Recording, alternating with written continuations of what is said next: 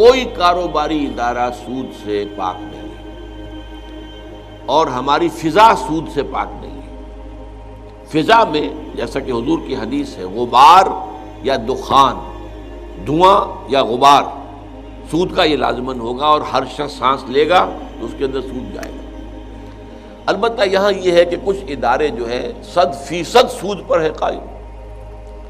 کچھ جزوی طور پر ہیں۔ اب مثلا ایک بینک ہے، اس کا تو کام ہی سود پر ہے، کم شرح سود پر ڈپازٹس لو، زیادہ شرح سود پر لوگوں کو قرض دو، یہ ڈفرنس جو ہے تمہاری کمائی ہے۔ باقی اگر کوئی اور کام بھی وہ کرتے ہیں، ٹرانسفر آف منی،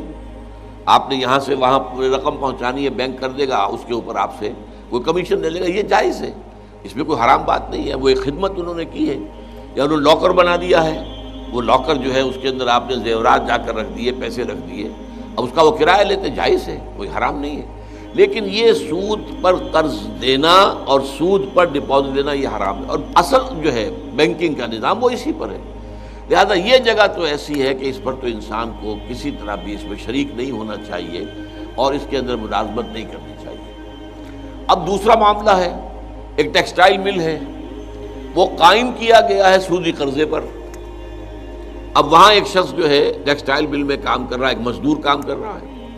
وہ کھڑا ہوا ہے ایک مشین کے اوپر، جو ہے وہ اسپننگ کی مشین ہے یا جو بھی مشین ہے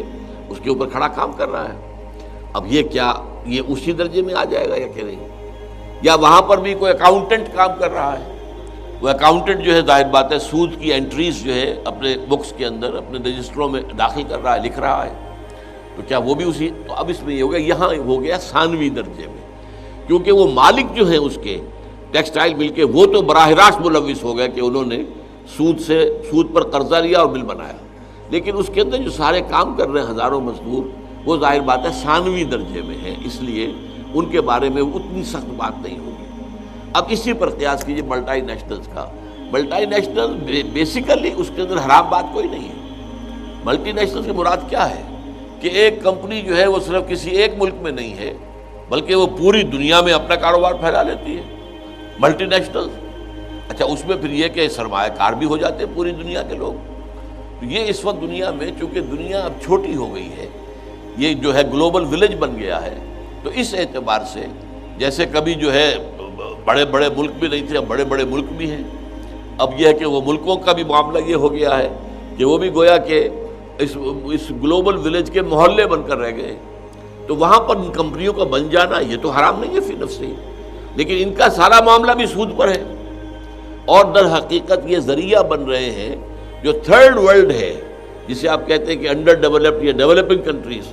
ان کو ایکسپلائٹ کرنے کا ذریعہ بن رہا ہے۔ اس اعتبار سے ان میں خباثت ہے، اس سے بچنا چاہیے، اگرچہ وہ تنخواہیں تو بہت دیں گے،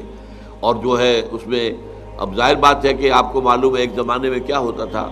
آپ نے اکثر نے نہیں دیکھا ہوگا، گلی گلی وہ ایریٹڈ واٹرز جو ہے، وہ سوڈا واٹر کی بوتلیں بنانے کے لیے پمپ لگے ہوتے تھے، وہ تھوڑے سے روپے سے وہ پمپ لگ گیا، اور وہاں پر وہ بوتلیں بن رہی ہیں، وہ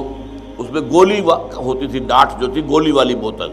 اور وہ ہر جگہ ہو رہا کام، تو سب نے گویا کہ چھوٹے چھوٹے اس کے قرار کر رکھے، تو سب کو ایک کام مل گیا۔ اب یہ 7 اپ کی یہ کمپنی ہے اور پوری دنیا میں ہے، اور اس کے لیے کروڑوں روپے کی ضرورت ہوتی ہے۔ آپ 7 اپ کا فرنچائز یہاں لینا چاہیں تو ظاہر بات ہے آپ کو کروڑوں روپے اس میں لگانے پڑیں گے،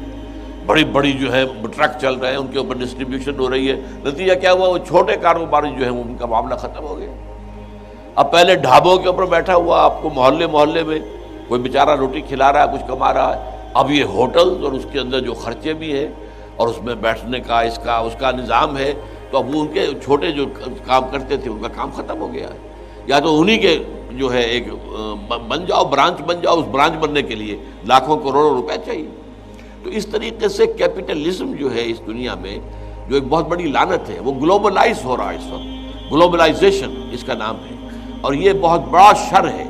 لیکن اس میں وہ حرمت کے اعتبار سے وہی بات رہے گی کہ اگر وہ بھی قرض لے کر سارا معاملہ